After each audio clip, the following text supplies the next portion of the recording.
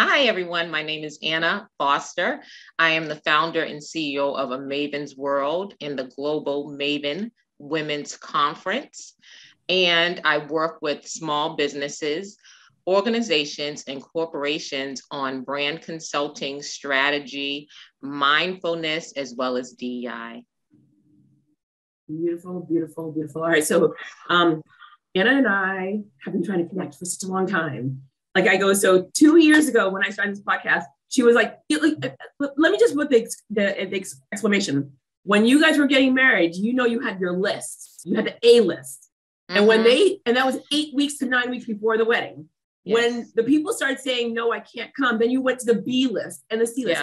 Yeah. Anna was on my A list and she kept on saying no. She either said, no, I don't have time, I'm not available, or she ignored me. And I'm like, I'm still gonna keep coming back. And Anna, literally, you were on the A list, because I can go back to the date of 2020, the email of you were on the A list. So compliment to you because you are on my A list. And literally, I'm so happy that you're here now. Well, thank you. It's a pleasure to be here. And you probably don't remember that you were on my list before 2020. So I had reached out to you. You were working at an organization at the time. The organization that we will not name. Yes, of course. I'm with you. I got it. I'm already there. So I had reached out to you because I saw there was some alignment and synergy, and the connection was through my husband, Emerson. He was like, you have to meet Jodi. And I was like, okay, someone else to add to the list. But of course, doing my due diligence and being passionate about the work, I did. And we had some exchanges there.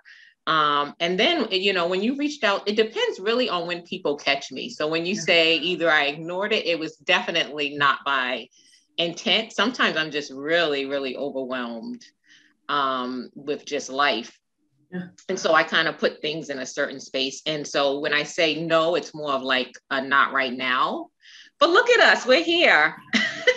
and the funny thing is, so I'm working out of Guadalupe right now, which I'm in my happy place, and you're working out of Arizona, and we're from Boston. We live in Massachusetts, but yet we can't connect in our state, but we sure enough can connect outside of the state.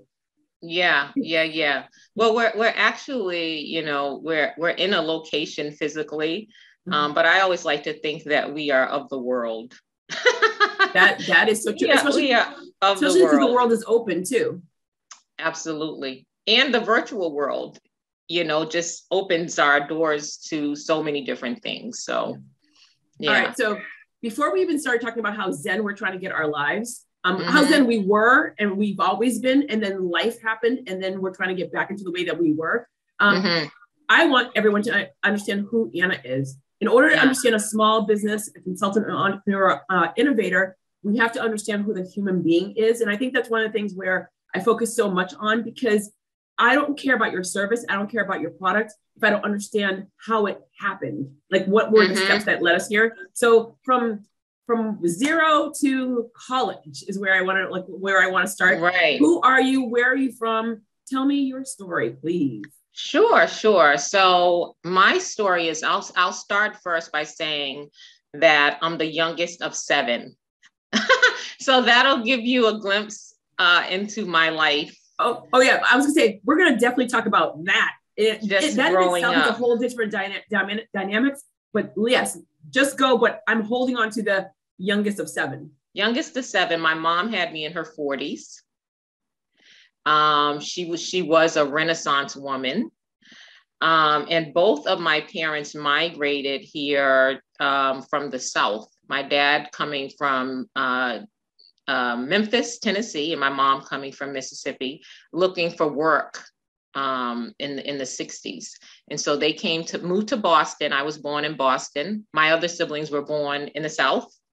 So that gives you another glimpse into my life.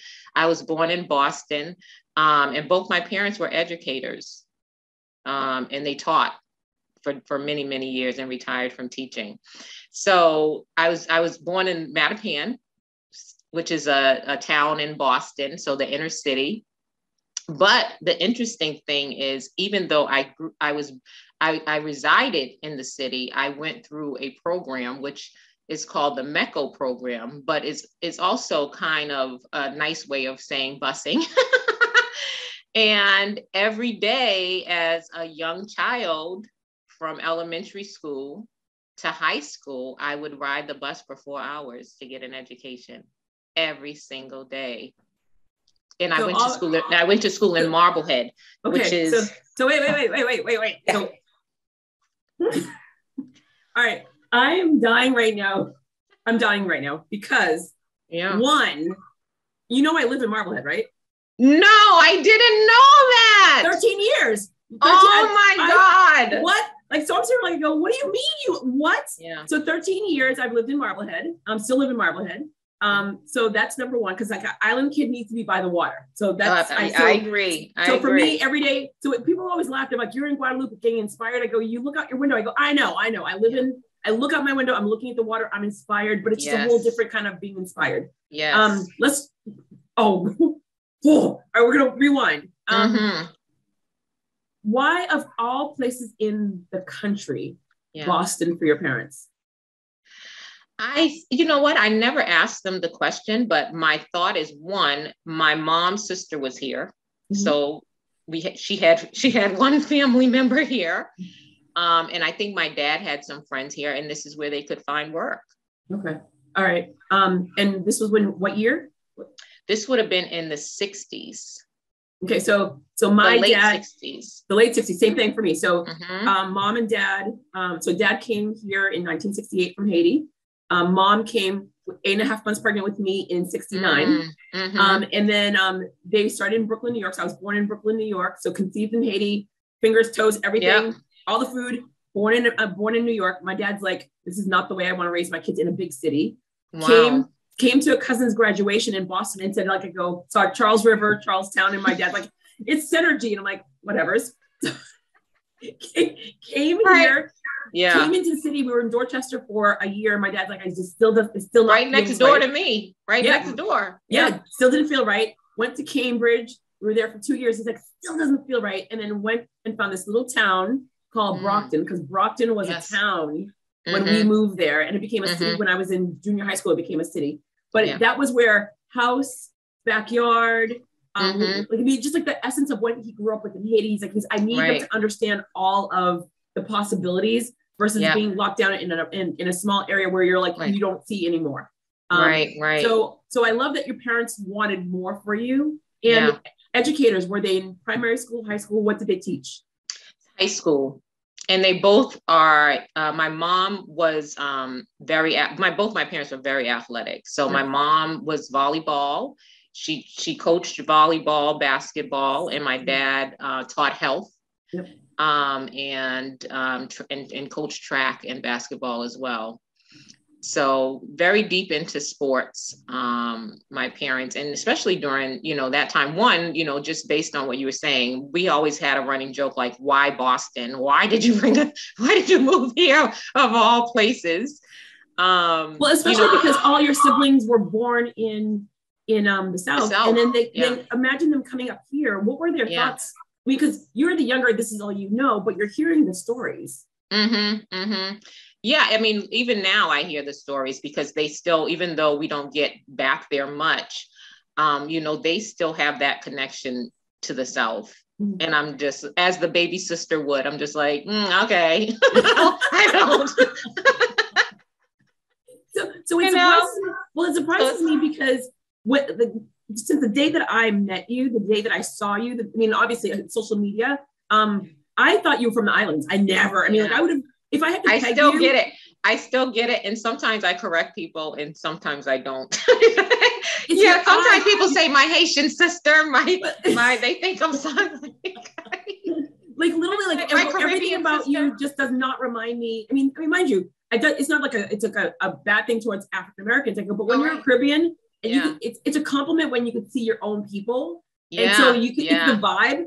Everything about you always, I would have, if someone had told me, like, I'm betting you $1 million, what's Anna? I go, oh yeah, Trinidad. Or, I would have picked islands. Right. easily, but I would have never picked America. I sometimes even get like Philippine, Asian, from the eyes. People always, they try to put something else on me. Are you related to Tiger Woods? You look like you could be related to Tiger Woods. On some days, I wish I was. On other days. But yeah, so the other thing is just the Native American side, from the South and Cherokee and Blackfoot Indian kind of had their footprints throughout that. So the indigenous roots were also intertwined. But then also my mom's dad was part Irish, so I have a whole mix of flavors but I am a Black African American woman. Yep. I love it. And that's what I represent. I love it. This is beautiful. All right. So now you're one of 7. You're the youngest. How was the dynamics of being the baby? Because your older siblings are basically like your mom. They're grown. So what's the age difference between you and the oldest? Ooh, 20s plus.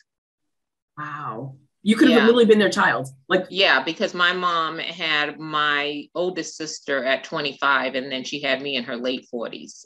So it's a big difference. So when I was growing up, obviously, as they tell me, they doted on me with their friends. Mm-hmm. They thought I was their baby type of thing. But my one thing about it was just the family home. It was always fun. It was always, the doors were always rotating, whether it was family, friends from the neighborhood. It was just really a great time growing up in the area.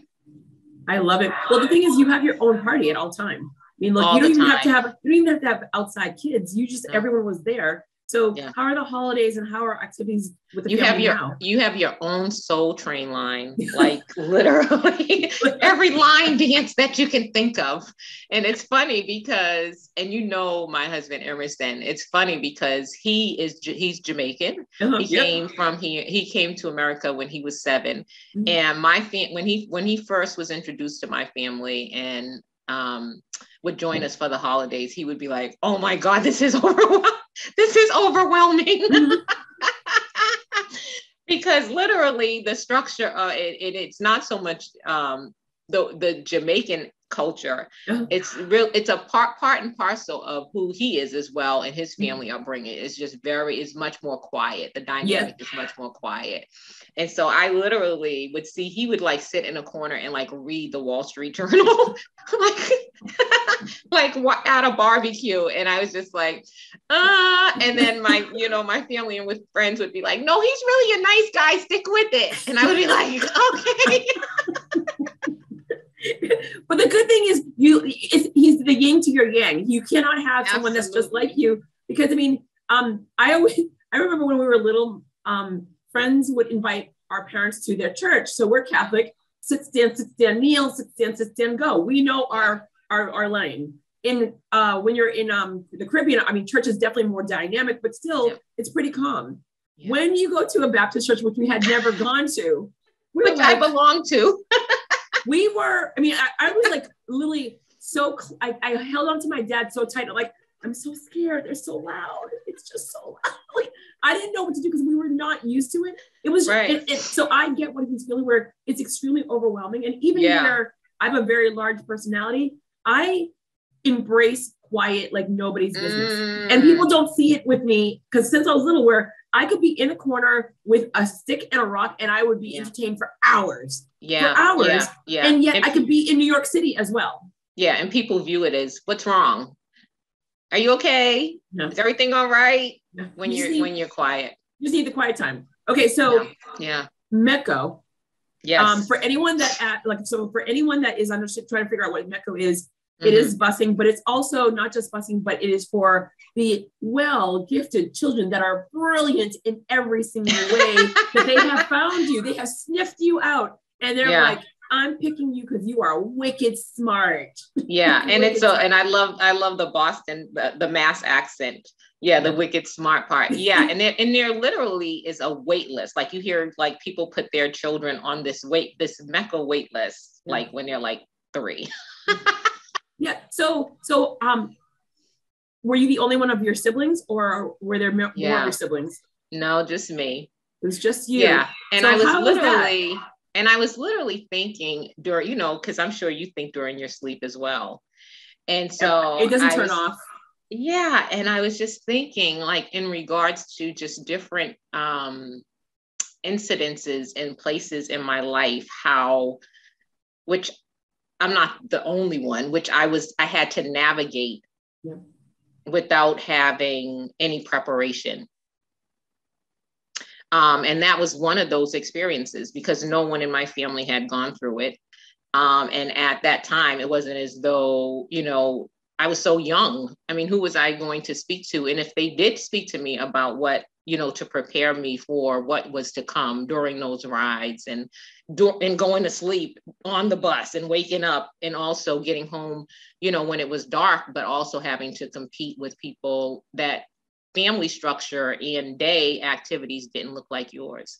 So if anyone did tell me that, I don't remember. So it was something I had to experience at a young age and put it in the place that I best could during those times. What was the first age when you first started? Maybe 10? 10 years old. You're getting on the bus. I mean, obviously your mom and your mom and your dad brought you to this like, you know, quintessential New England town first. Yep. But you're 10 and then this is now your life until high school. Till high school. Yeah. High school. Mind so you, there's a brand new high school now. So I'm just trying to figure out which high school, but I just only know that the new high school. So what was it like for you where your family's athletic? Obviously, I'm sure you played sports. So which sports did you play in school? I didn't play sports. I didn't play sports. No. How's that even possible with everyone's all, I didn't have time. Because I didn't have time. The travel time? Because of the travel time. So I focused more on the academics. That was the priority for me. 2 hours in, 2 hours out. Right. So I would get on the bus around 6. So get up around 5. Yep. It would be dark. We would have to pick up other people along the way. Yep. You know, get to school around 8:15. Okay. And then, you know, we would leave, you know, at 2 and get home around 4:35 after you dropped everyone else off. Were there any times when you just asked your parents, I don't want to do this anymore? No. It wasn't an option? No, it wasn't. No, it just never came to me that one, I didn't want to do it, which is strange. You know, and for me, I trusted my parents. So the obediency was there. And it wasn't as though I was literally like dying. Yeah. I enjoyed the experience.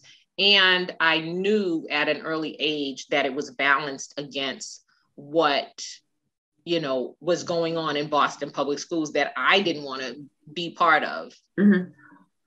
Totally understand there. Absolutely. So, you know, and that probably, you know, not probably, but most likely that's just been the course of life. You know, as I've gotten older, you kind of balance, you know, the good and the bad, you know, and then you hopefully make the best decision. No, absolutely. Where did you decide to go to college and why did you decide to go there? Interesting. So after going to school in Marblehead, I just became like, you know, like, I need to stand out. I gotta represent. Oh, this is, you know, this is too much, you know, and you know, advocacy starts at a young age. It's one of those things that organically is just within you most of the time.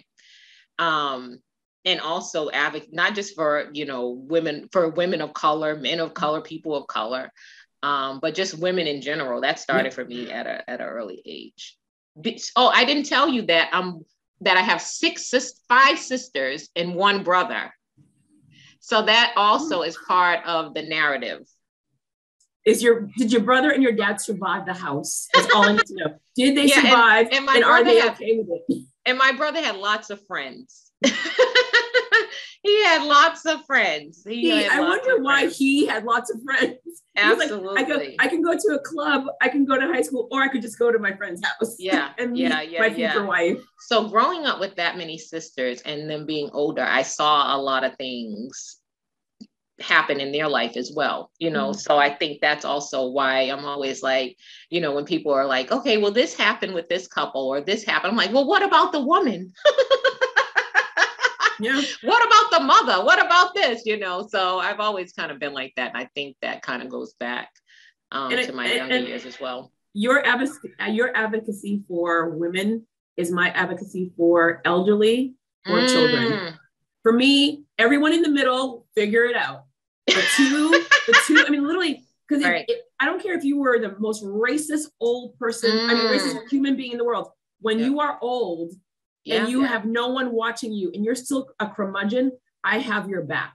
When you were a child, and you weren't asked to be born and someone is being cruel to you, I have your back. So for me, I'm always, and I took care of my grandmother for 21 years and she died at 95 years old. Wow. And 95 years old in 1 month. Because I told her, give me to 90 and I'll be okay. And she gave me to 95 in 4 weeks. I was like, so I was so happy. But to watch my grandmother and to see what all I did for my grandmother, but to watch older people and their family members never visited them. Like, I mean, my grandmother lived in her house till the end, but she had to go to rehab sometimes when she went to the hospital. And I'm telling you, lines of older people, the nurses didn't go in their rooms. They would tie sheets around their wheelchairs so they didn't fall over. But family members never checked on them. I go, and in the hospital where young doctors were slowly like, I go, I'm going to do operations on this young person. I'm like, on this older person. I'm like, that's a notch on your belt. That's not okay. So for me, these two groups are just they're the gems of our worlds, good, bad, ugly, and different. And yet someone has to protect them on the outside that doesn't have children or don't have old people in their lives, because I will do anything for that group. Well, I have to say, God bless you for being a caregiver for that long period of time. Yeah, absolutely. And I understand, because those two groups can't protect themselves. So that does make sense to me as to why you advocate so hard for them. Yeah, they're just the beautiful hearts. I mean, even when I'm here and I'm seeing these little kids, like I go speaking in French, and they're just like, and they're just looking to their parents like, you are God to me. Like that's all they know. It's so beautiful. I mean, it makes my heart. But anyway, focus. That's okay. So in regards to college, where did you go to school? I mean, you're like, I've been educated by the best of the best, my sisters, my family, my mom and dad. Education is definitely key. You were gifted. I mean, you were gifted this amazing location to go to school and focus on going to school, not focusing on any of these outside elements other than the travel part. So what did you decide with all those elements? What was going to be your main function of school for your education? Right. So when I was choosing to go to college, one, it was like the time of like A Different World, the show, The Different World. So I love that. That sounds good. So I was literally like, I'm going to an all-Black college, HBCU. And then when it was time for me, and I applied and I got in to most, I didn't apply to any schools in Massachusetts. I wanted to be out. Over 215 universities, colleges, and trade schools. And you're like, get me out. Get me out. So I applied, I got in, I went to visit, and it was culture shock for me.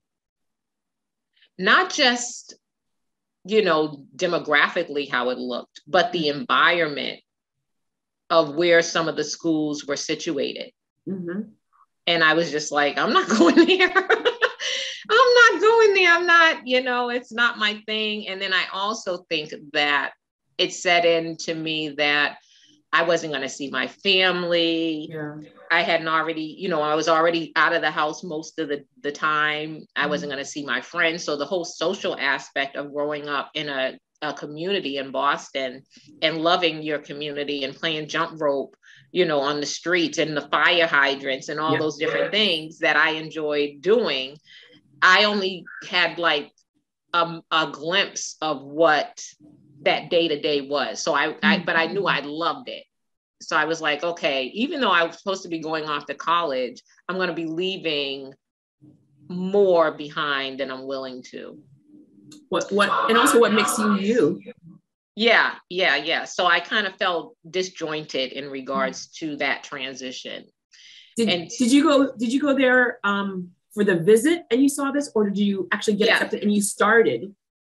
Yeah. So I didn't do like college tours and things like that. Okay. Which I probably should have. I got accepted, and then I went and checked out at like maybe like 3 or 4 that was on my top list. And I just was not excited about them. Okay.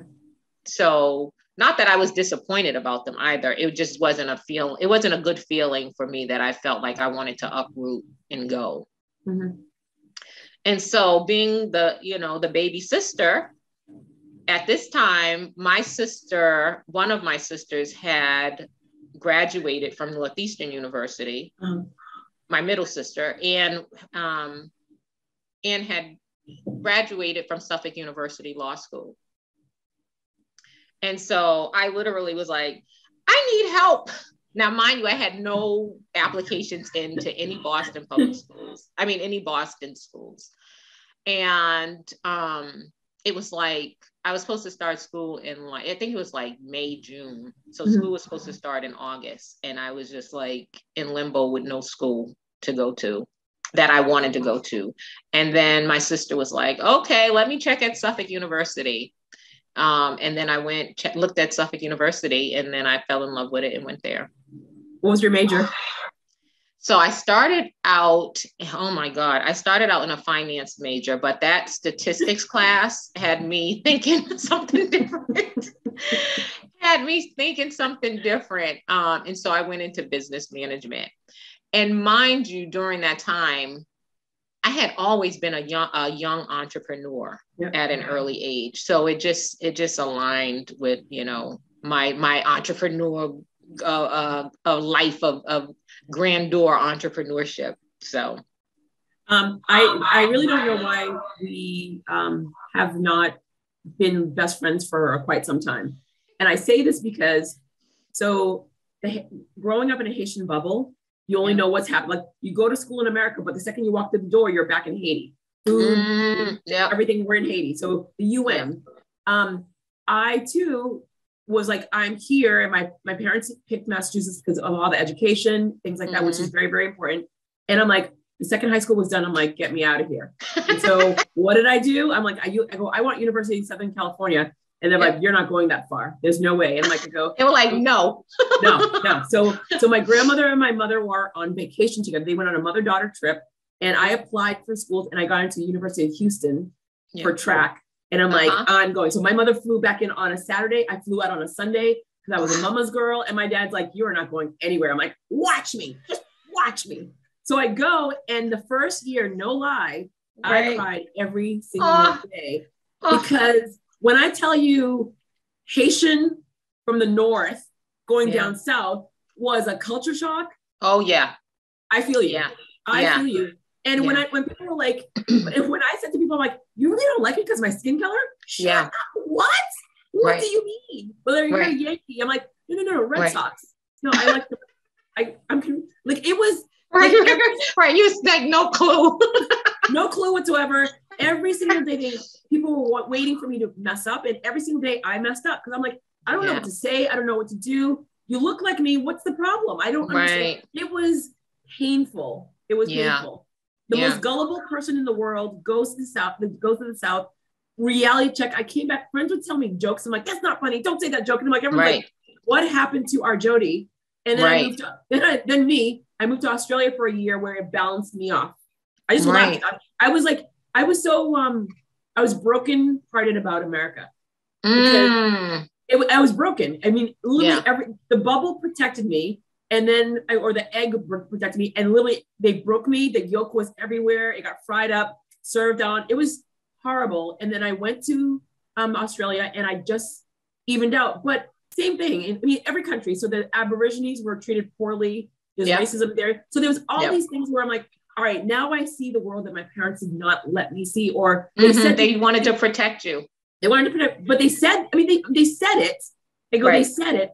But I didn't get it because we were in such a perfect little bubble that I'm like, whatever. And a lot at that age, you hear, like, as I said, even with preparation for MECO, you hear what you want to hear. Some people still hear what they want to hear because they have these dreams in their mind, and that supersedes reality. Yep. You Absolutely. see what you, so just, even this is about entrepreneurship. That's like the plight of 75% of entrepreneurs. If not more. I was being kind. I was just trying to be kind. And the reason I know is because I've been an entrepreneur for 25 years. Yeah. And I've experienced it.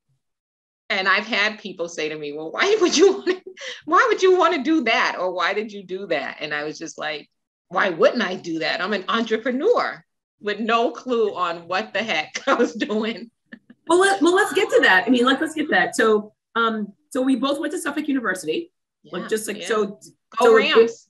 I know, it's like, so many things that we have in common. But all right, you go into business.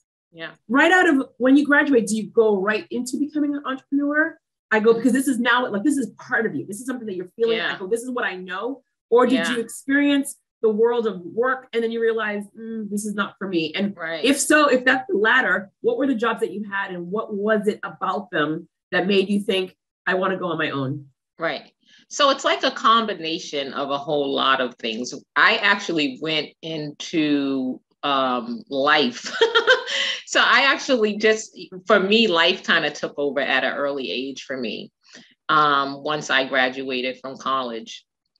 So literally, once I graduated from college, while I was in college, I'm trying to think, I owned a couple of different businesses. I was always multitasking. And at the time, I thought that was a strength. So I was always multitasking because I thought that, I can give it 20%. And that was good. That was good enough. So I'll have the business give it 20%, 20 here, 20 there, and in totality, it'll make up 100, but not being mindful that I needed to be able to give much more than that for things to be successful in my life. And so when I graduated from Suffolk University, I actually had a daughter, or have a daughter. And so I went right into my whole pretty much adult years from college, graduating from college. I have been raising children. And a lot of people have no idea that most of my adult life I've been a mom. So how old are your children? And how many children do you have and how old are they now? Yeah. So I have 2 children. Mm-hmm. I have one that's 26. And I'll say, before you even ask, I'll say she has autism. Wow. So I'm also a caregiver. Yep. 26 years. And then I have a son who's 21, who is a student athlete. Wow. Okay. So an autism child is the most greatest gift. Literally, these are gifts. These are absolute gifts. Yeah. My cousin, Ari in New York, has autism, and his mother, if not for her, the biggest advocate in the world, because in New York, what school is my child going to go to? And they place, and she walked in, she's like, my son's not going in here. Like, absolutely. Yes. My son, you are not choosing this. Yeah, you're not choosing this life for my kid. And so she chose school. She got all the help. Ari's now working for a tech company in New York, takes the bus every single day. Wow, wonderful. Yay. And so that's one of the things where if you don't advocate for someone in your life, society will take over and it goes really, really poorly. Right. You have 2 children and my cousin Bree, oldest, she knows that she's in charge of Ari, that's the education of like, I'm in charge of my brother when my parents are no longer around. So how was that for you with your 2 children and the school system? So you've gone through the school system, but now you're having to fight and advocate for your child, and yet still keep that whole entire, I'm an entrepreneur, I'm a business. So you're bouncing 3 different worlds, a mom, a child as an athlete, advocating for your child as an athlete. So you're a businesswoman, that's in your heart and your soul, and a child that has autism that you want them to excel and have their own life. And I'm so sorry, and a wife. Yeah. So much. So you have 4. I mean, you have 4 big cards that you're playing. How are you able to juggle all those things starting in such a young age? Because I mean, I see my friends that got married young, and I'm like, round of applause, because I didn't know who Jodi was. I mean, I could take care of people, but I was my trajectory is different.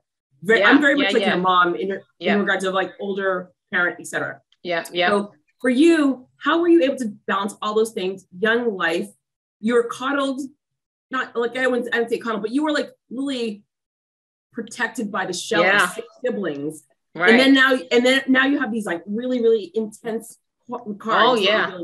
So how was that for you?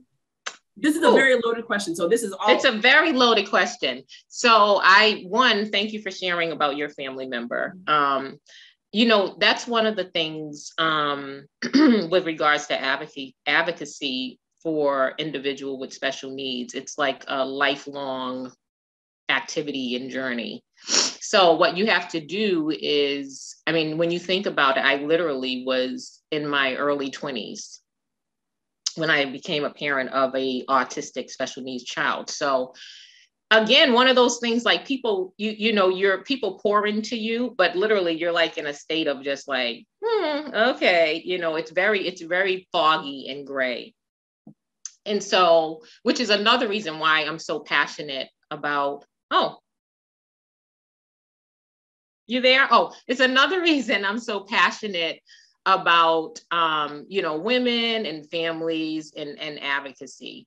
But it's another thing that I'm constantly navigating, because even though the diagnosis doesn't change, the resources change, what the advocacy looks like changes. She's getting older, I'm getting older. So the family structure and dynamics change. So it's been just through experience. Again, over the years, I think I've found people in similar situations that have become mentors and support systems. But the more that I speak to people, I realize every single family is touched by an individual with autism.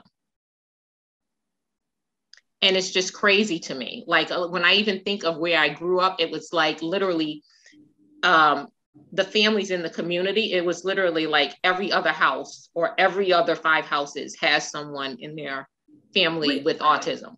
Wait. How is that even possible? I don't know. Because when I was younger, I had family members. So we clearly knew our family members. And those family members that were a little different. As little kids, you don't know why they're different, but they're so good to the kids. They were the adults that played the most with the kids, and you didn't know why, but it was just enjoyable. So it was always something that we were used to. Every other house, there was so many people. And this is literally, it's truth. I speak to people that, friends that I grew up with, and then they'll be like, oh, well, my child has autism, and they literally were like 4 houses down. And the more people I speak to, I'm just like, you know what? But at the time, probably, autism, and I'm not an expert on the matter, but you heard more about the term probably 25 years back. You know what I mean? So people have.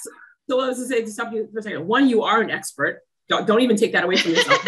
You're 100%, you're definitely an expert, but also it's just like the whole time, and not just related to this, but if someone gets a certain car, you see that car all the time now. If someone says like, I had miscarriage. True. Oh wait, like I know 10 people that had miscarriages. So unless people start talking about things, people don't know. And people just don't know. Right. And so, once I do have that conversation, then I try to help people navigate that as well. What was the hardest thing for you to navigate? A child that has autism, the school systems, getting support, and a child that is an athlete. And being a child athlete, you went to a school that had, sports is like a big thing. It's in your family. Yeah. It's a lot of time. It's a lot of time. It's a huge commitment. What sports? Basketball. But a lot of time. Yeah, a lot of time. Yeah. He's in his 3rd year. He's going into his senior year. He's been able to navigate it well. It's a lot of times I want to call him and I'm like, oh, he's busy. That type of thing. But he's doing well and he's managing, and he started sports at a young age. So I think that because of that structure, it allows him, it's been a strength to him throughout his early years and in college as well. What's the conversation like with him, knowing that he will be watching and taking care and being the angel to his brother in the future, sister in the future? Well, I think, he sparks the conversation more. That's like how well prepared he is, which is a blessing. Yeah. I love it. Which is a blessing. That is great parenting right there. Right there. Thank you. That's phenomenal.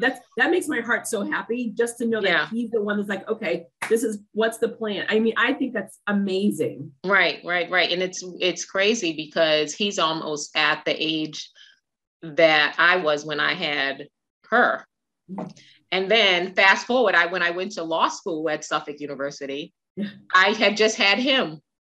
So both times, literally, when your loaded question of did I go into a career right away? I went into like changing diapers. Balancing education and changing diapers. Yes, changing diapers and making bottles. So wait, you started school with him or you ended school and had him? So I started law school. So rewinding it back to many, many years ago, I graduated. I had my daughter, went through that whole shock of the diagnosis, because a lot of times with autism, and then we can move off of that because I know this show is for small businesses.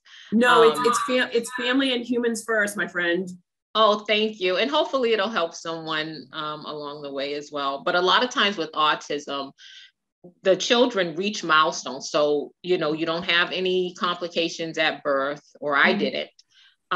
Pregnancy was fine. And then a couple of years, 2.5 years in, you're like, oh, so, or you have the elders like, you better stop carrying her. You know how the parents are always like the helicopter, you better stop doing this. And you're like, no, this is my baby. It's my baby. And then 2.5, 3 years, she was not reaching the milestones. Yep. So that's when the diagnosis came in. So fast forward to having to navigate that, and being, knowing that what you, as a parent, what you had, the expectation of the future was going to be different.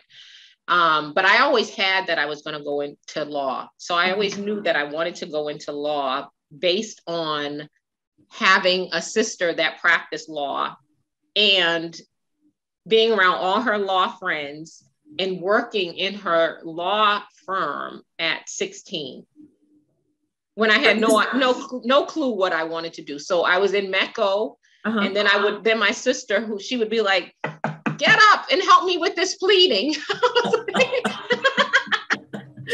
Free labor. Right, exactly. Like, isn't this interesting? Let me run this scenario by you type thing, And I was 16, 17, 18, watching my sister in her early years of law, my big sister, who went to Suffolk Law. Well, what was the specialty that you wanted? Because you could be a lawyer, but you also mentioned earlier you were all about advocacy. Not just in your town, but overall, you're watching women empowerment, Blacks, minorities. So what was your main focus when you were like, I'm going to law school? What was your focal point? Yeah. Well, as a young girl, I was always told that I was like really analytical, savvy. I could make a great argument. And that's how I was. Like, I was the type, I was like kind of bratty. I was a bratty kid. I mean, growing up with all those siblings and being you had to fight for yourself, my friend. I was bratty. So for a lot of people, it made sense that I would want to go into law because I thought I had everything kind of figured out.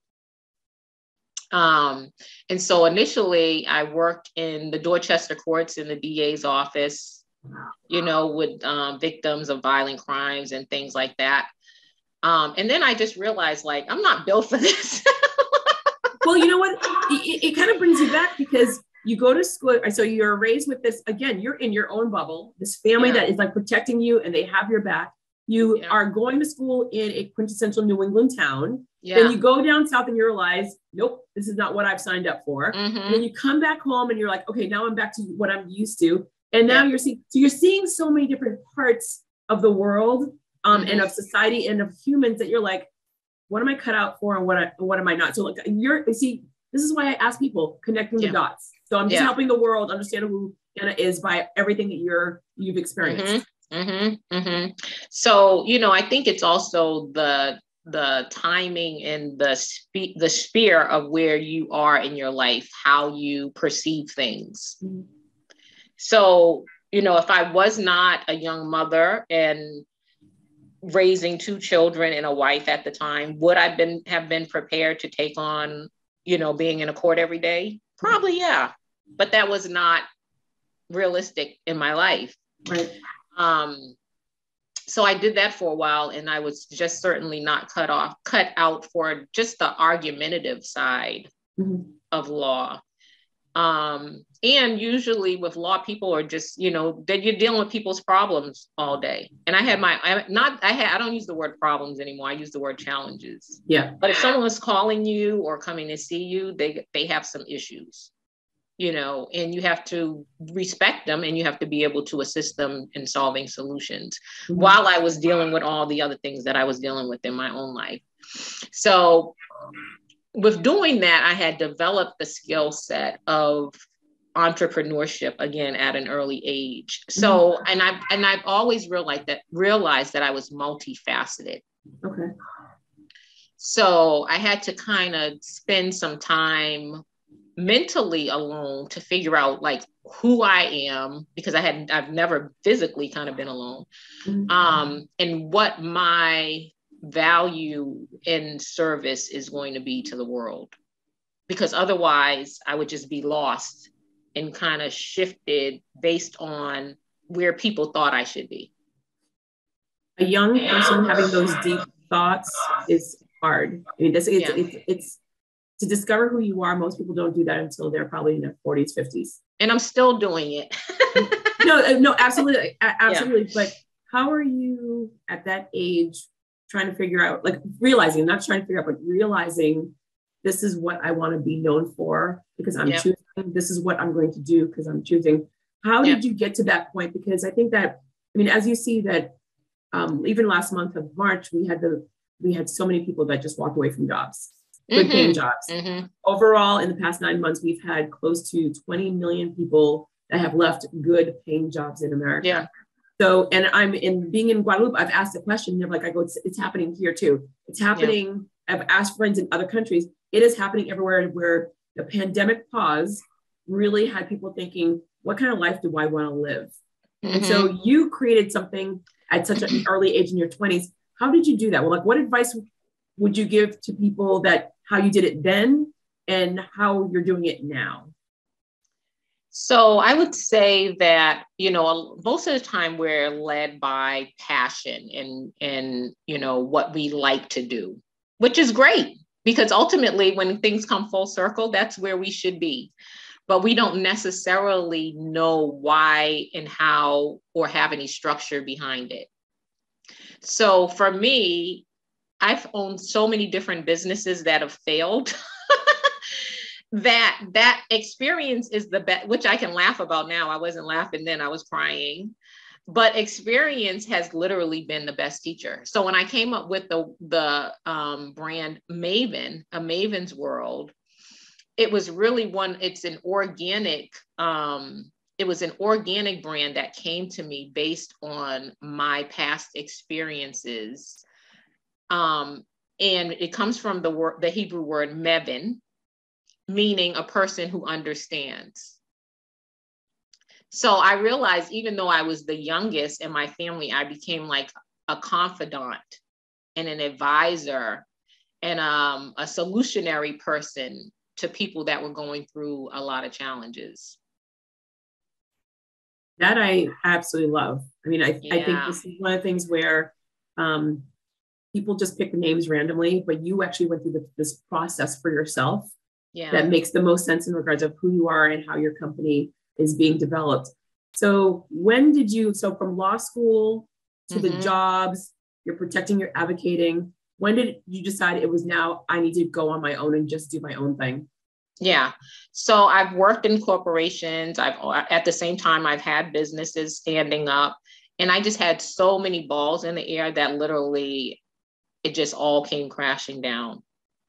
So I think for me, that was like it was almost, and I'm very spiritual as well. But I think it was literally like God's way of saying, like, go sit down somewhere. Go sit down and like really figure out, where I want you to be in this world and where you're going to be best of service in the short time, that you're here. And so otherwise, I think I would have just kept going, like sort of like an Energizer bunny.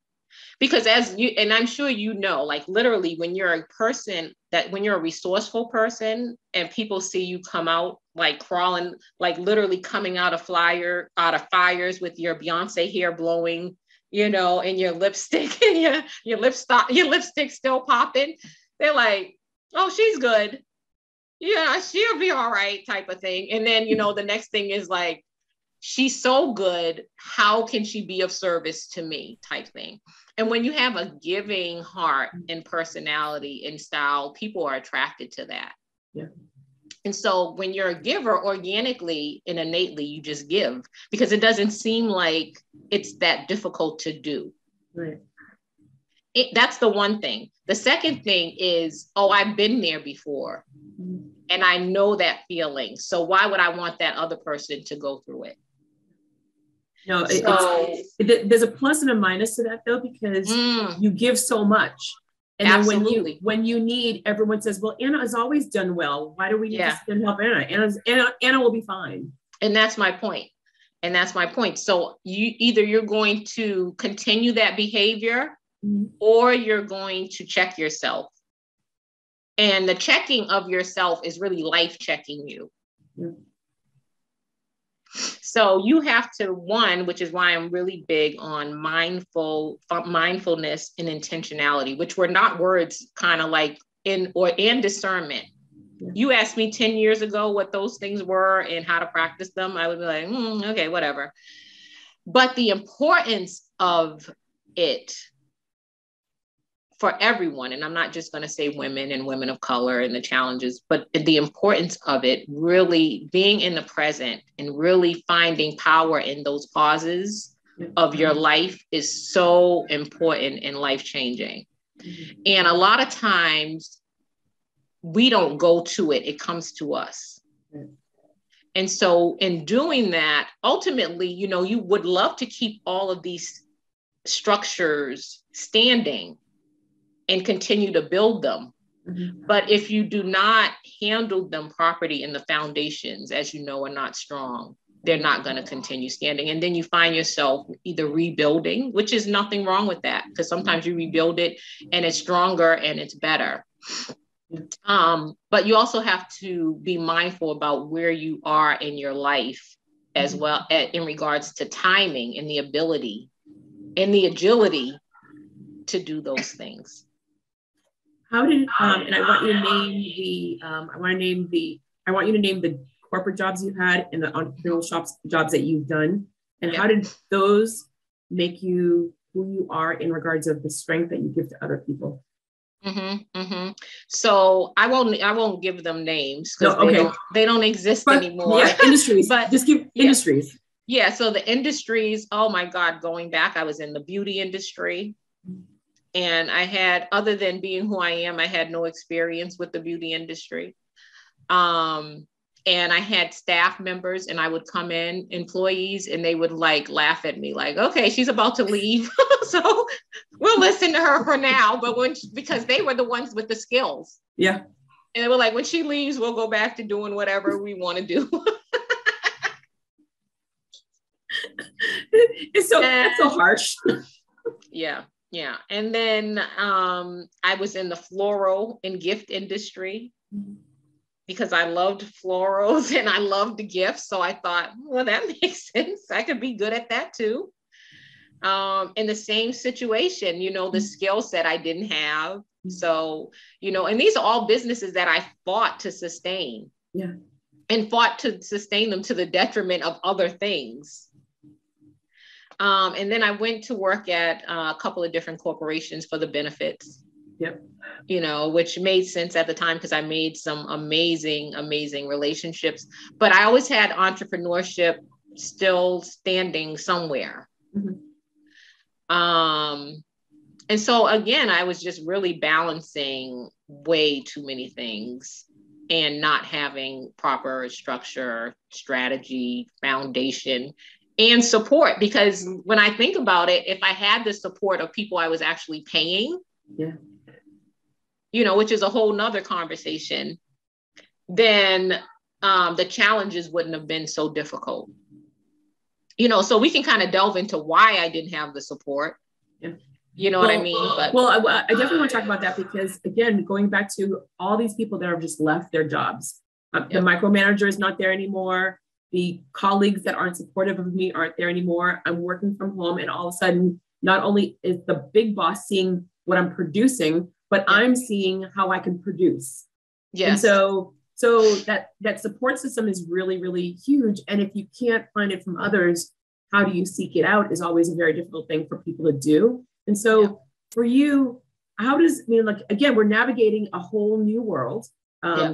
Just because the country's open, just because the world is opening up, doesn't mean that the business world is going back to the way it was. Just because you're seeing tons of money going to entrepreneurs and startups, or tons of money that are like, you know, Jeff Bezos continues to make tons of money. You're seeing all these things, but the regular people, the small businesses that we engage with every single day, they've always been around. I mean, recession, .com, they've always been around, and they've always found ways to, like, all right, I'm just shifting, pivot, whatever you want to use, word you want to use. But how does one actually engage with themselves in regards of, I'm going to fail, but I have to get up, and how do I find the right people to support me? Because it's hard.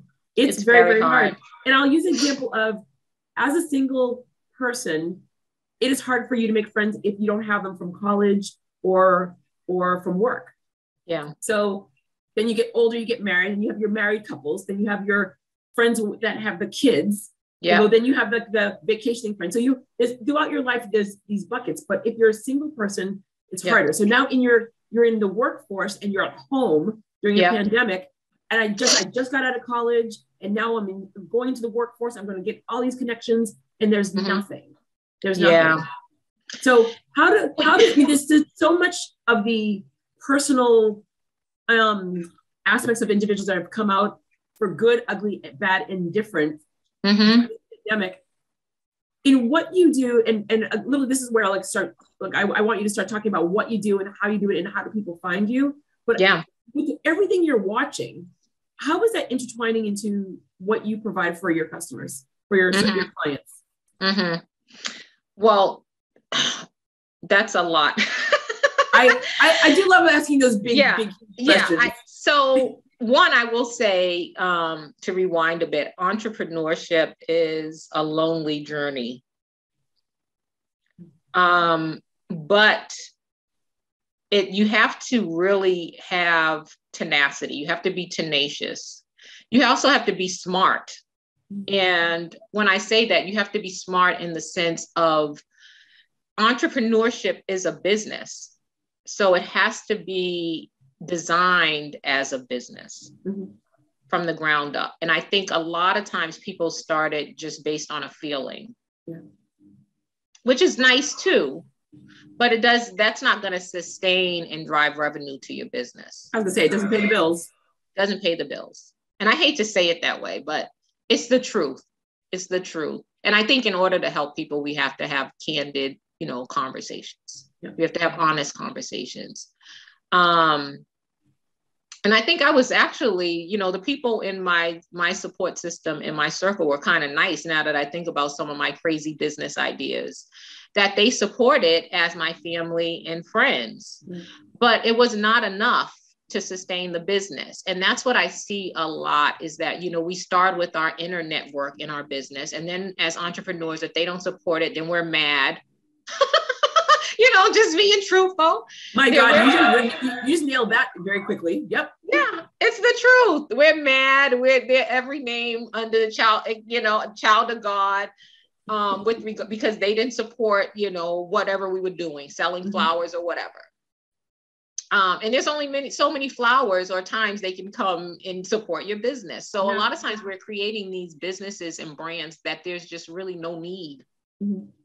but because we're driven by the entrepreneurial spirit and the passion that's driving us, we just don't, in our love for our baby, we don't want to open our eyes and see really what's in front of us. And sometimes it's just not working. Right. It's true. And it doesn't mean that we cannot regroup and move on to something else. That happens also a lot of times in entrepreneurship, and it happened with me. So with my clients, when I'm working with entrepreneurs, I have these candid conversations, the hard ones, but I'm also there to wipe their tears and be that support system and that cheerleader and help them navigate whatever they want to do in business. Like, we're going to give it 1,000%, throw it all against the wall and see what sticks, because a lot of times that's also another part of entrepreneurship. Mm-hmm. I'm going to provide them with the resources and my connections and decades of resources and connections. So they're literally stepping into my experiences and my network as though they're me. So hopefully that'll give them a stronger foundation than I had. But I also am very particular about what brands, businesses, corporations, and their missions that I work on, because as you said, if I'm not passionate and excited about it, then I don't want to do it. It's true. You know, if it's not giving me good energy, like my creative juices just don't flow for stale stuff. Mm-hmm. So that for me, I know, you know, I don't like to go through the exercises personally, whether it's with people. Mm-hmm. Like, I'm just not a good, you know, like my face, like I can't bluff. Like, my energy is off, you're going to know. So I try. Your face says it well before your mouth does. Yes. And some people, I don't know if I would ever want to learn otherwise. Like, I'm sure I could if I practiced it enough. Mm-hmm. Because some people do it really well. So I just try to create spaces that feel good to me, mm-hmm. and feel good to others. But when you talk about that in a business situation, people are like, okay, well, we want to get down to the nitty gritty of what does that mean to us? What's the value to us? And so when I'm having these conversations, which I learned over the years, I would say in the last 10 years, with regards to gaining clients, customers, and sponsors, I say, you know what? I can do so many different things. I've done so many different things. What is valuable to you? Because you came to me for a reason, you know? So what hat do I need to put on to get you where you think you want to be? Uh-huh. And what will add value to your project? Who are the best clients for Anna? Like, people are coming to you, and the luxury of LinkedIn, I get to see all the people that are engaging with you. I mean, you are definitely a pillar for a lot of organizations, and you've been around for quite some time, and people see the value that you give. The pandemic happened. Who is still now the best partner? I don't even want to say customer, but who's the best partner for you, and what's the value that you give to them? Because I think that's one of the things where people feel that I've been running this business and I don't know where I stand. So what is Anna providing to the world, our new world right now, to customers? So a lot of the work that I'm doing is surrounded around advancing those who are underrepresented. I'm going to ask you the question in regards of, depending on where you are and who you're talking to, underrepresented can be so much. Yes. And so for me, when I'm using the word underrepresented, I am talking about children, elderly, but I'm also talking about small businesses that are vets, that are women, that are minorities, that are immigrants, that are disabled. All these small businesses, people disregard, and yet they're in your they're literally in your neighborhood. So when you are using the term underserved, who are you talking about? Who are the all of those that you mentioned, all of those who have a lesser voice, standing, and power structure. And I've worked on projects for the Greater Boston Sickle Cell Association. I've worked on projects for the Red Cross. I've worked on projects for the Museum of African American History. I've stood up ERG groups in different corporations that gave their employees of color or LGBTQ a voice.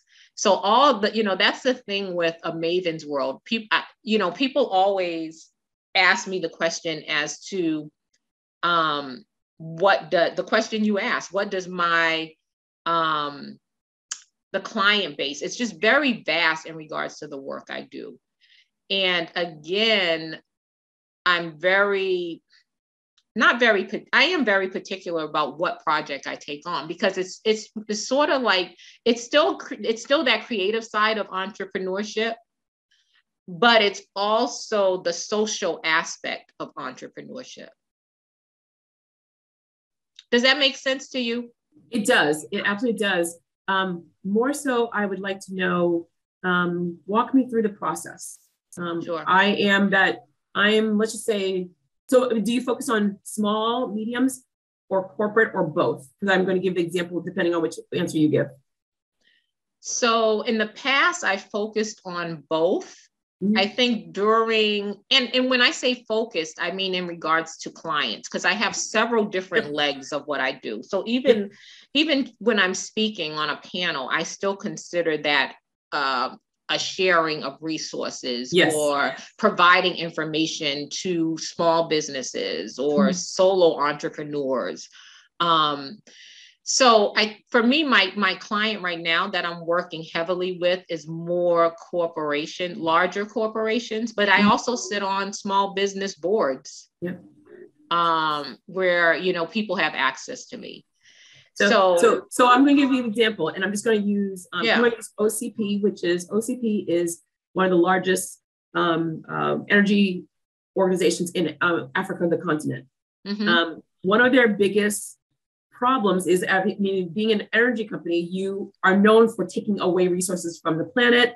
People are not happy about that. But on a continuous negative side is they're the only shop in town in Africa, the continent. So people mm-hmm. are leaving, getting the most amazing education, and coming mm-hmm. back, and they're like, "There's only one job I can get.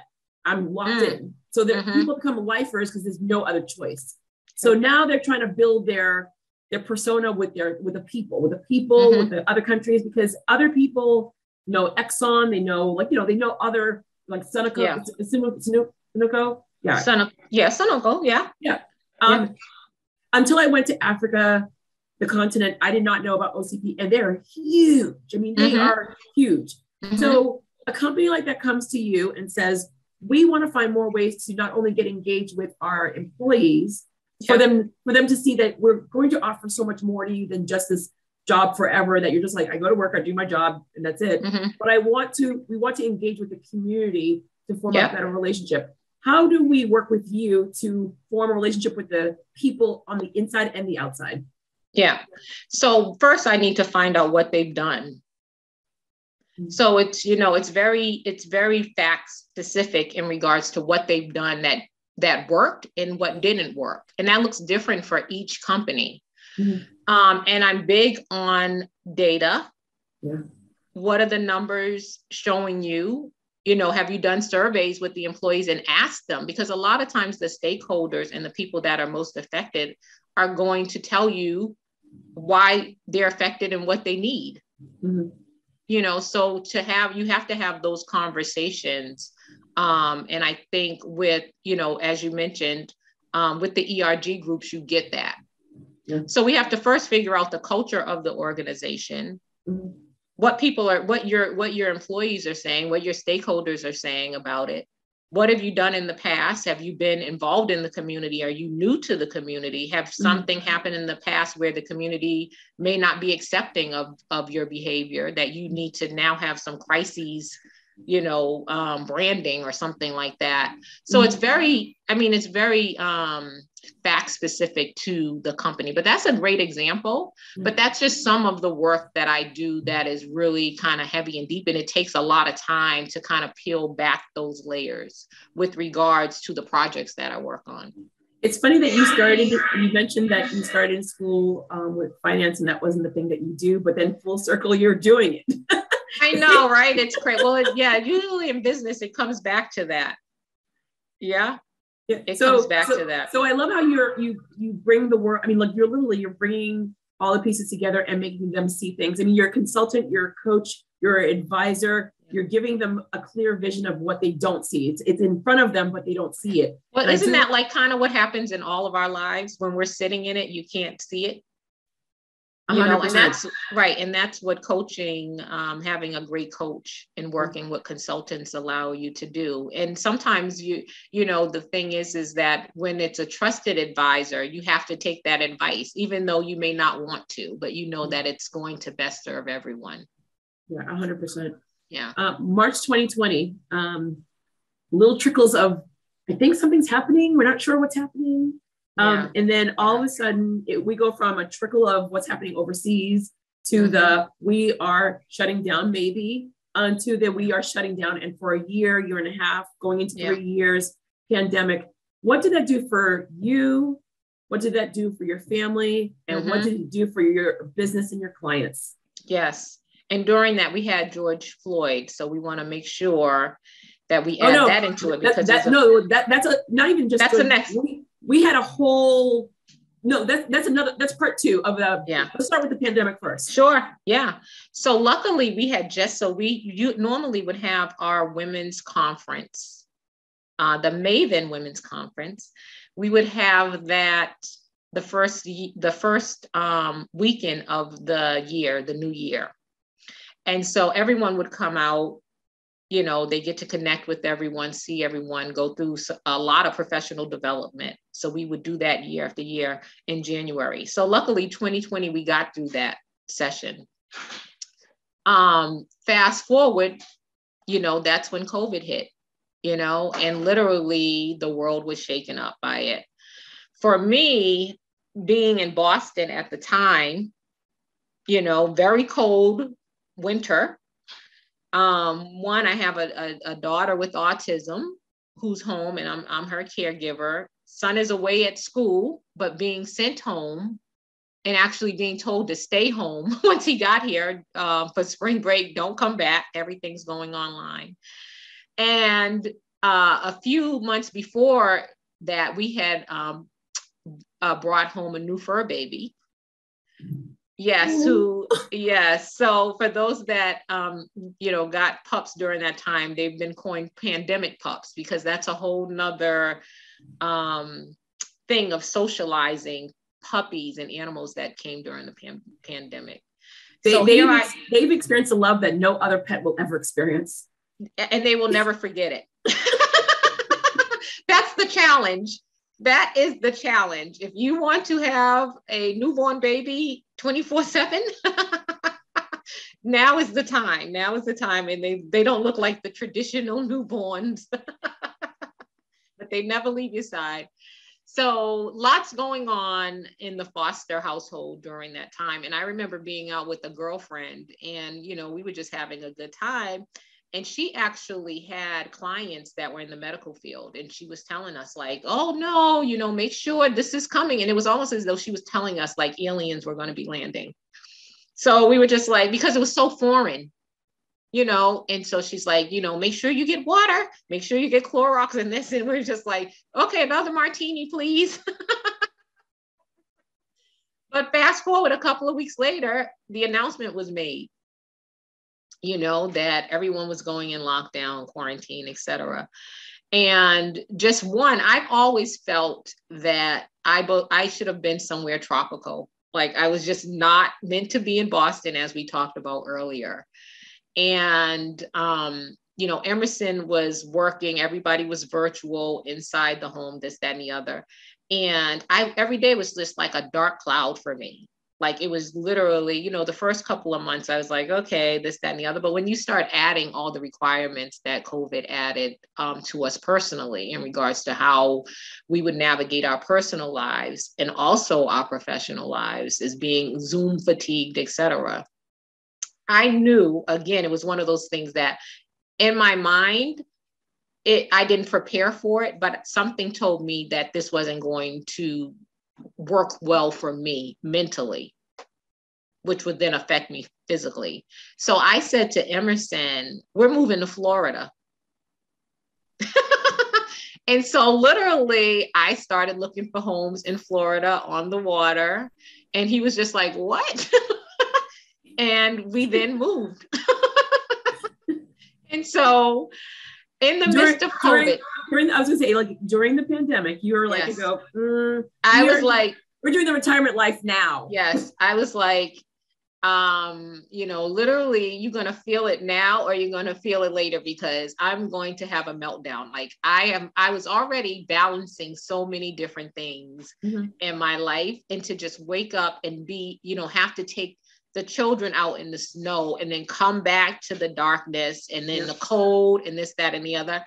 I just couldn't wait for spring. Like spring, summer was so far, you know, from what I could see and envision at that time. And then I just started something, you know, just told me you need to get up and uproot yourself for the mental wellness and being. And I did that. And so personally on that side, everything panned out for the best. Professionally, I was doing a lot of speaking because one, I do a lot of talking about just work-life balance. And of course, with a lot of women raising children and being home. And a lot of them were not normally used to being around their children. Well, that and also just the concept of a lot of women left their jobs because they had to take care of family members, and they had to take care of their spouses. They had to take care of their kids. And they're like, I can't juggle work when I'm working for a company that will allow me to take care of my family. Right. And there was no space. So literally you're, you know, the dog's walking by, the children are playing, and you have to produce on the work side. So that would drive anyone, you know, bananas. So I was doing a lot. People were calling on me to do a lot of speaking just in regards to, you know, solutions on balance and kind of give some advice in that space. But also during that time, as we mentioned, there were the racial incidences that were just really heavy and in the forefront of the media. Well, let's talk about this for a second. My cousin was on the podcast and we had this conversation, and literally it was like right where the protest started. And we were scratching our heads. We're like, but Monday, those things were happening. What happened on Tuesday to have Thursday, Friday, that this protest? So for so many people, it has always been here. But what do you believe was that moment of I'm done? I mean, because there were many people that got murdered from police officers or from like random individuals prior to this. So what was that one thing? Do you think it was because everyone was home? Because we've seen videos before. We've seen videos of Rodney King. I mean, we watched Rodney King. That was of our age. So what was that moment for you? Or what do you think was that moment where people said, enough is enough? This is not acceptable anymore.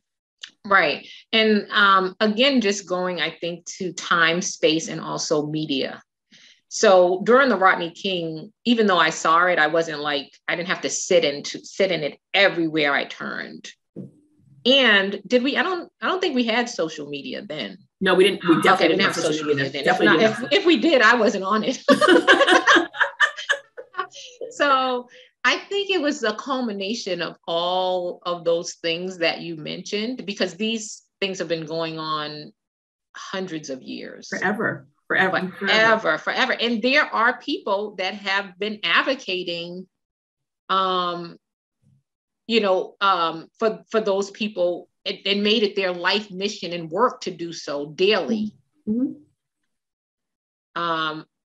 In regards to change, because otherwise we wouldn't be here. Right. You and I wouldn't be here having these type of conversations. We would still be doing whatever. So I think it was a culmination of just the pressure, the mental pressure that people were under. Social media definitely incites things in people. And you just could not shake the visual. Yeah. So with that incident, I think it was also a matter of just not that this is singular, but the blatant disregard of the taking of his life, but also what came after in regards to the narrative. Not just from media professionals, but everyday people, whether you were reading it on, and we also have to look at the power structure at that time. So it's all, if it was almost as saying, like, if we don't speak up now, what's next?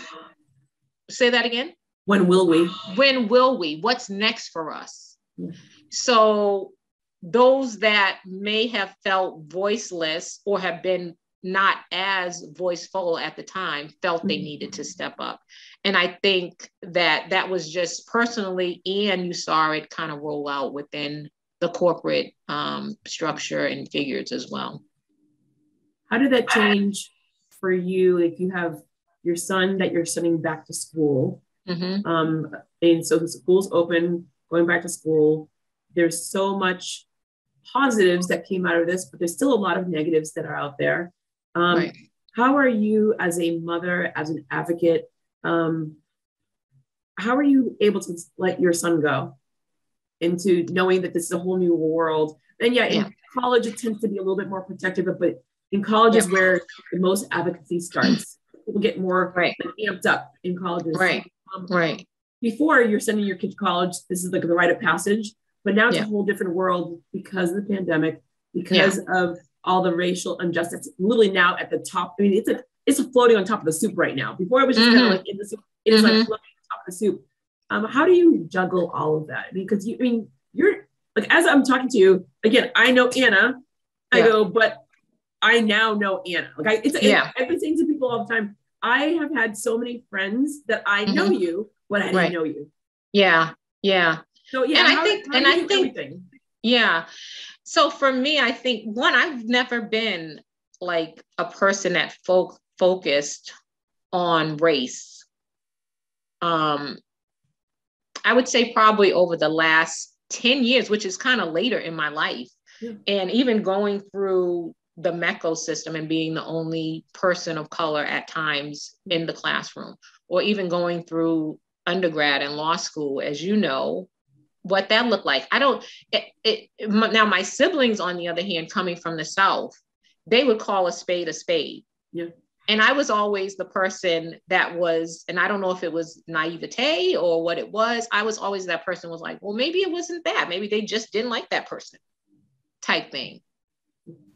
And so I don't see that as I reflect back, I don't see that as a negative, because it was what it was, and it helped me navigate spaces that I was in. Because can you imagine me being in Boston and going to school in Marblehead and going through law school and constantly thinking someone was out to get me because of my race? No, like how would I have excelled?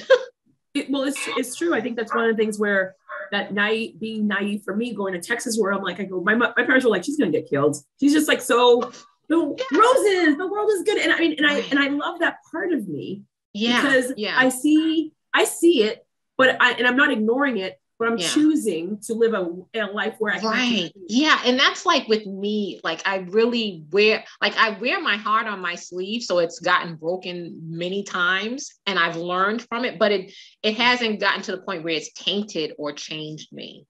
And so a lot of times when you see me on social media, it's almost like I'm subliminally trying to share that message with others. Like I don't go in and write every day like, oh, I'm raising an autistic child, or my son called me from school for money, or this.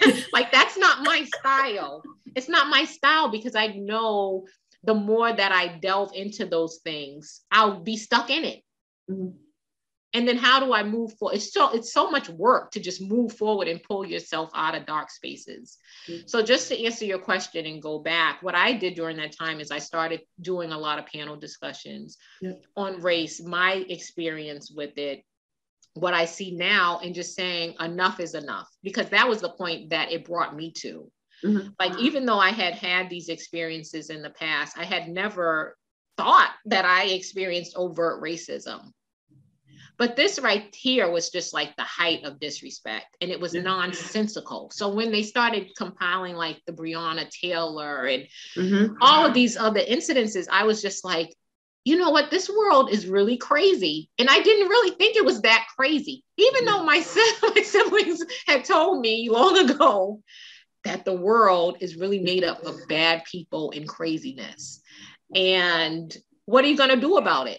Either especially when you're a mom and you wake up every day wanting better and working better for the future. Hold on 1 second. Yeah, hold on 1 second. Someone's coming in.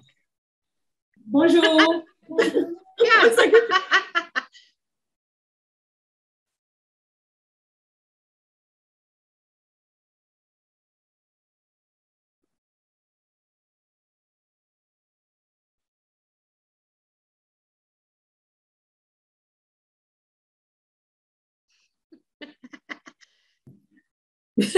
I think that's probably because our conversation has been so long that I think people I have people coming in here. They're like, you said till the time is up. Well, you know what? This is one of the things where like I know this. She was just like, she's like, I go, what time are you leaving? I'm like, I go, no, but I'm not leaving yet. Only because I allot a certain time, but you opened up a can of worms that I did not expect, so I had to elaborate. So no, I get it. I want people to understand. I'm not shortcutting anything that you said, because everything you're saying is literally connecting the dots for me. And I'm understanding you on a whole different level of what you do, what you provide, but also the fact that you survived throughout the pandemic. You survived throughout the continued injustice of the world, and you've added levels to your business. So what have you added to the company that you would have never done, or you would have done, but it wasn't the time at the time? So during the pandemic, what was it that you added to your company that has added value for not only you, but for your clients? Sure. So one thing that I did in 2018 is that we physically started doing the conference in other cities. So in 2020, we were able to pivot, that's the buzzword. We were able to pivot and start doing things virtual.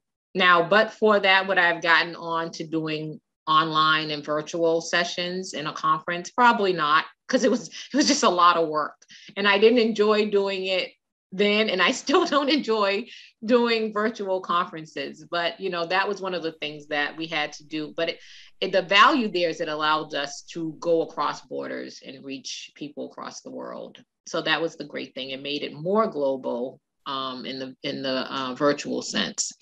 So that was one thing. And then a lot of companies, because our conference is focused on women of color, a lot of companies started coming to us to see how they could support it. And I had been knocking on these companies' doors for many, many years. This is our 10th year conference, 2012 to 2022. So I had been knocking on their doors for many years, and some would answer, some would not. So I think it allowed the lens to open a little bit wider as to the value and need of our conference, and the value it brought, not just to the attendees, but also to our partners and sponsors. So that's the work I've been doing. Those are some of the things that have come out of the pandemic that I think, added value. And they've been keeping me busy. So when you combine that with the consulting work that I'm doing, for different businesses, and working on the conference, and, being a human being and a wife, mom, and all those other things, my hands are definitely full. I have 2 more questions for you. Sure. The last question, but then this is the one before is, with everything that you've experienced, for anyone that has left their job, they either have decided that this is my time to do it on my own. What were the highs and what were the lows for you? Like a great high and a great low that you learned from, that you could share with the audience in regards of well, I mean, for me, I would tell you, like, when you're walking into the world of entrepreneurship, you have to be prepared. But I think that to hear the highs and the lows gets people in the right mindset of what I should be looking into to be prepared. Right. So I would say, so for me, the high is bringing joy and helping others. So that's always the high. That's like what wakes me up, is to know that there's impact, that I'm adding value and impact there.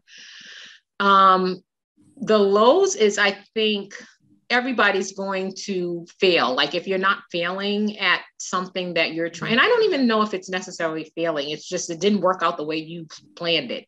Mm-hmm. You just have to regroup and you have to be aware. And a lot of times I always say people like to talk to people that are successful in different industries or have started different businesses, whether it's a media platform, but speak to those who tried it and it didn't work for them. Yeah. Like those are the ones that give you like the nitty gritty of what you shouldn't be doing and what you should be doing, like what worked for them. And it doesn't mean it won't work for you. It just means that you take all of this. You have to do your due diligence so that you move forward more prepared, more seasoned. And it also helps you identify when you need to shift or when you need to pivot and do something different. And you can, if you miss some of those things when they come, because they will come, the trajectory of where you're going will look different.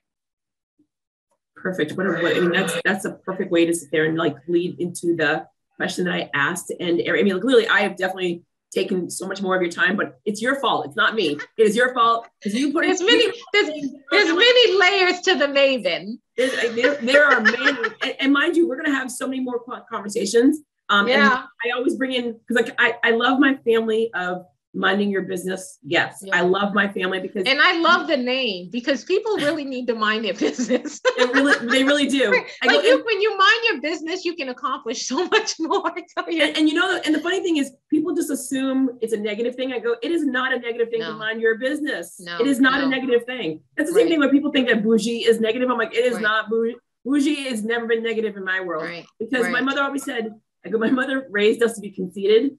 And everyone's like, that's kind of weird. I'm like, no, because she taught us to take care of ourselves before other people. Oxygen on us first. Right. And guess what? Too many people do not teach their kids that. And so as adults, they're taking care of everyone, which is not a bad thing, but you got to breathe. You guys have to take care of yourself because you cannot take care of others if you don't. Right. Well, it's good and it's rare that she taught you that at an early age. But a lot of times, as you said, people don't come to that later in life.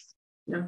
And then they get so sad because they're like, I go, oh, my life is over. I go, your life isn't over. Right. It's just like, I go, take all those lessons. It actually may just be beginning. Exactly. Absolutely. Yeah. Yeah. All right. So last question here for anyone that's listening, because we ask for our businesses, but we never ask for ourselves. So this is a two-parter.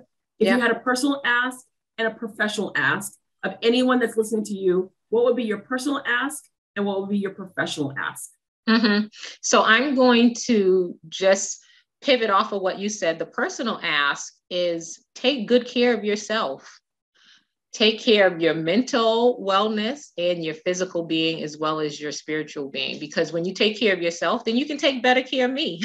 And you can take better care when you get your stuff together. I'll enjoy reading your post on social media, on Facebook. It'll make me smile and laugh and feel good. So I would say that's on the personal level.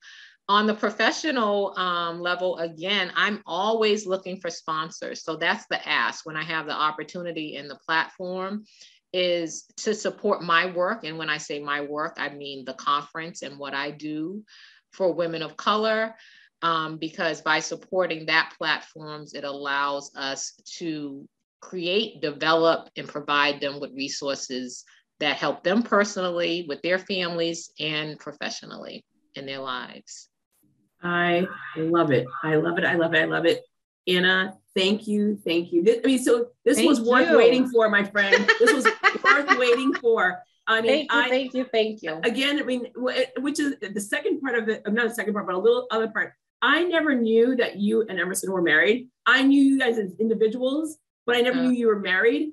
And then when he introduced him, like, I go, what? He's like, where do you hide? I'm like, I'm in this world where I see individuals, But then when I see, it's like a lot of my high school friends married each other. I'm like, what? I didn't find out until the 20th. I didn't know. Yeah, 20th anniversary. I'm like, what do you mean? How do you, like, what? And everyone's like, you are really in a bubble. I'm like, dude, I really. Right. You're minding your business. I'm minding my business. I am minding my business. Yeah, exactly. Until I have to be in your business, I am minding my business. Right. But minding your business it can be an and. So you can mind your business and you can also mind others when they ask you to. Yep. Other than that, stay out of it.